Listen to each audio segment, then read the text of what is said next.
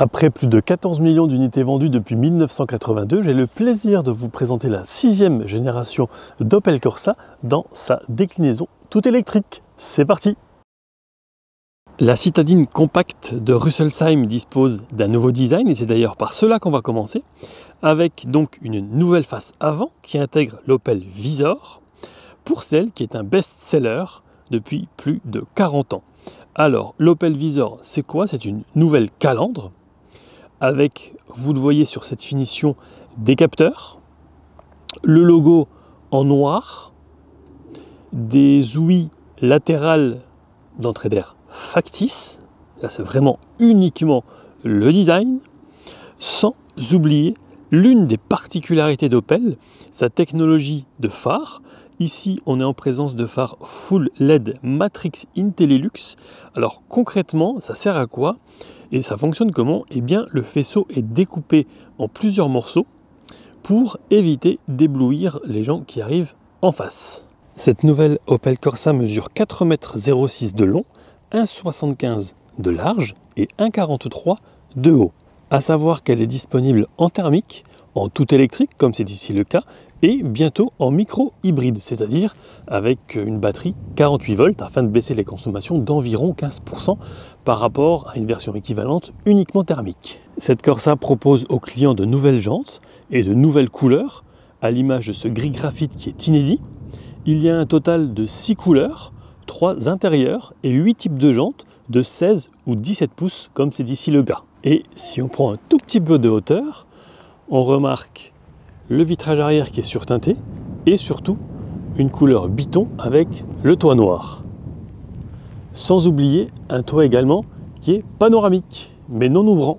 On arrive sur la partie arrière avec toujours ce logo en noir, l'inscription en toutes lettres du modèle avec le petit E à droite qui signifie donc qu'il s'agit d'une version électrique, de très beaux feux à LED. Elle a un petit côté sportif au niveau du design. Si ici nous sommes en présence donc d'une version électrique en finition GS, sachez que la Corsa est quand même disponible encore en thermique avec le 1,2 litre 75 100 ou 130 chevaux. Les deux premiers seront associés à une boîte mécanique à 5 ou 6 rapports. Quant à la version 130 chevaux, elle bénéficie, elle, comme la version électrique, d'une boîte automatique à 8 rapports. En électrique, il y a deux versions, une 136 chevaux avec environ 357 km d'autonomie et une plus puissante, 156 chevaux, qui, elle, propose une autonomie allant jusqu'à environ 405 km en cycle WLTP. Au niveau du couple, on est à 260 Nm. Il y a 3 modes de conduite avec, comme sur l'Astra, le B pour Brake qui permet donc d'optimiser la récupération d'énergie. Et d'ailleurs, ça fonctionne extrêmement bien. La recharge de 80% est réalisée en moins de 30 minutes sur une borne d'au moins 100 kW. Le chargeur embarqué est de 7,4 kW en série et il peut également être en triphasé de 11 kW, mais attention cette fois-ci en option. La vitesse max est de 150 km/h, c'est amplement suffisant, surtout en France. Le 0 à 100 étant expédié en un peu plus de 8 secondes.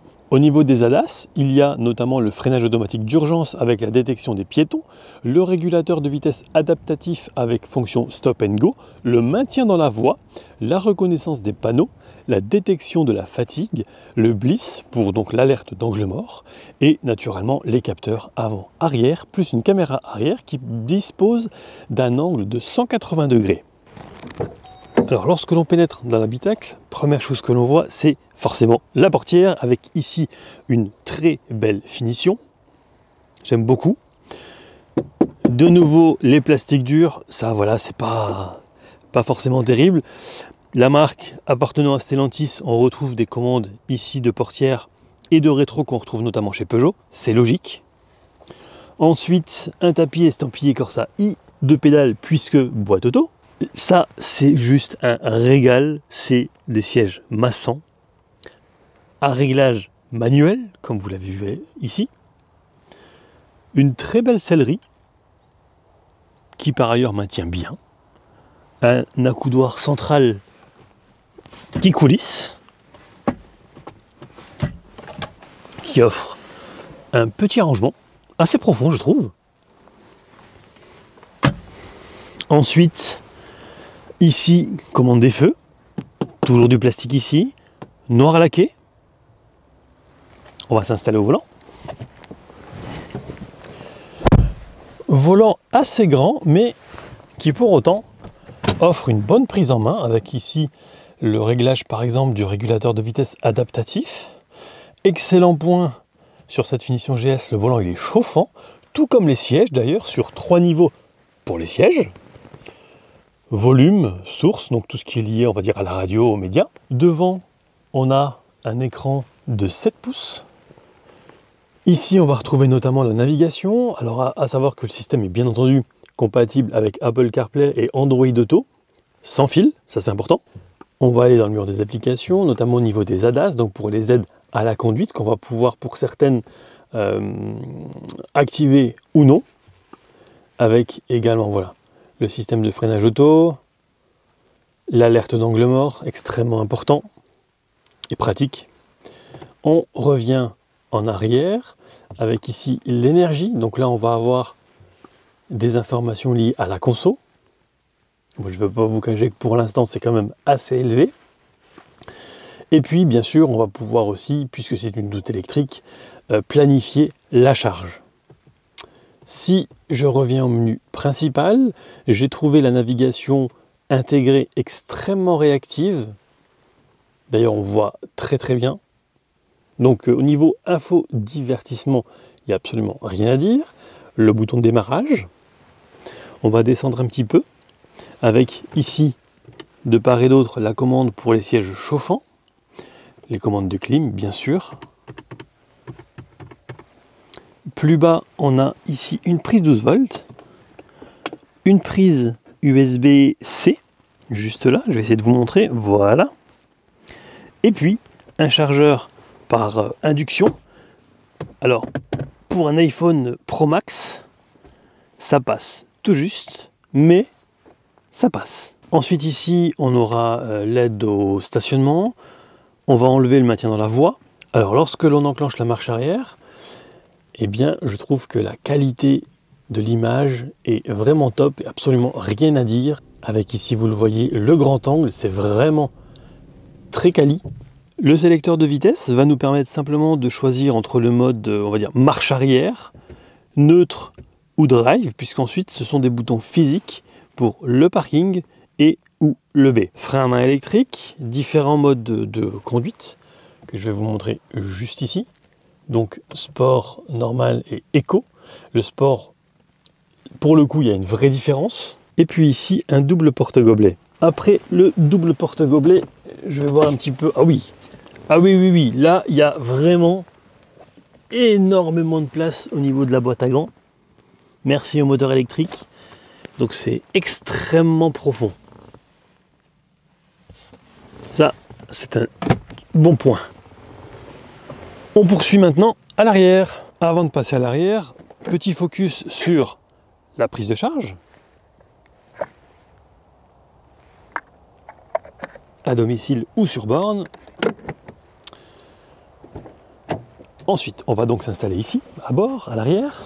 Alors, déjà, première chose, les passages arrière seront comme souvent ceux qui vont profiter le plus du toit panoramique. Alors, je trouve qu'ici, par contre, c'est quand même assez épais, comme appui-tête, mais soit. Ensuite, qu'en est-il donc de l'espace pour les passagers arrière ? Alors, ici, eh bien, sans modifier ma position de conduite, je vais dire que si je mets mes jambes comme ça, ça va. Ici, par contre, ça va frotter un petit peu. Alors, je peux les mettre comme ça, je ne toucherai pas. Si je m'assois, on va dire, avec le dos droit. Donc, on va dire que c'est limite pour l'arrière, au niveau des jambes. Maintenant, qu'en est-il au niveau de la tête ? Il me reste ça. Donc, pareil, ça passe hein, sans problème, à aucun moment je touche, mais pour, on va dire, ceux qui mesurent plus d'1,85 m, ça va devenir très complexe d'être à l'arrière. Excellent point au niveau connectique pour l'arrière avec 2 prises USB-C. Et je vous propose maintenant qu'on passe au volume du coffre. Sur cette version électrique, le volume du coffre oscille entre 267 et 1042 litres. Il est compris entre 309 et 1081 litres sur les versions thermiques. Et au niveau du poids, on est entre 1530 et 1544 kg, conducteur inclus. Avant ou après le déjeuner, je vous laisse choisir. À savoir que cette Corsa dispose de la pompe à chaleur de série. Au niveau des tarifs, elle démarre à 19 200 € en thermique et à partir de 36 050 € en électrique, hors bonus écologique, bien entendu, en sachant que cette version telle qu'elle est équipée est affichée à 42 000 €, toujours évidemment hors bonus. Heureusement d'ailleurs qu'il y a un bonus, parce que c'est vrai que pour une citadine compacte, 300 mètres, tournez à droite, dès 83. Ça commence à piquer sérieusement.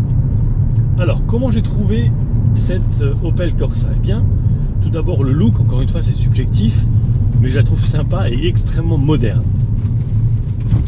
Ensuite, au niveau intérieur, il n'y a pas, on va dire, une révolution comme ça peut être le cas sur Astra. Néanmoins, ça fait amplement bien le travail. C'est réactif, ça se roule et ça se conduit très très bien. Un peu plus de bruit, ou en tout cas je dirais une insonorisation qui est un petit peu différente de l'Astra, qui elle bénéficie des vitres feuilletées, donc c'est encore moins bruyant. Alors attention, hein, il n'y a pas un moteur thermique devant, voilà, mais j'ai trouvé que par exemple, même en évoluant ici sur route et sans qu'il y ait personne qui arrive en face, je l'ai trouvé un poil plus bruyante que l'Astra. Mais encore une fois, si vous la comparez à un modèle purement thermique, forcément, elle sera beaucoup plus silencieuse. Mais rien de tel pour vous faire une idée vraiment que de l'essayer en concession, puisque nous on essaie différents modèles chaque semaine. Et forcément, je veux dire, je pense que pour celui qui ne connaît pas l'électrique, il va trouver ça extrêmement apaisant, ce qui est le cas, et très très calme. Tournez à droite, rue du Château. Au niveau amortissement, j'ai passé des dodanes à 30 km/h et plus. Excellente surprise, ça amortit super bien. Vraiment, ça c'est rien à redire. Tournez à droite. Direction précise. Hop, le B est activé.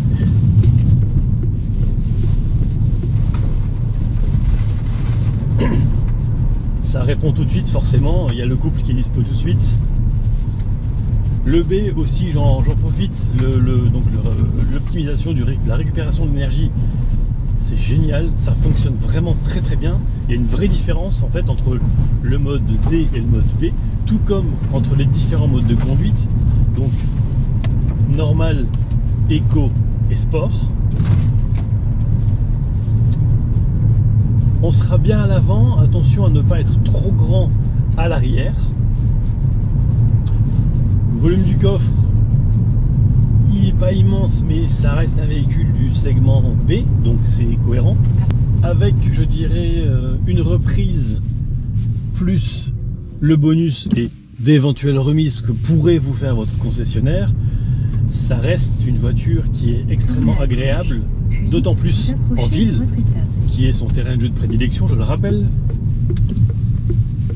avec un diamètre de braquage extrêmement intéressant.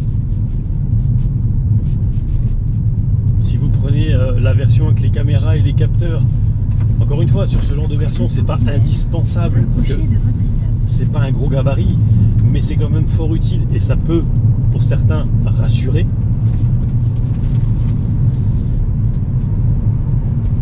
Vous avez atteint votre étape.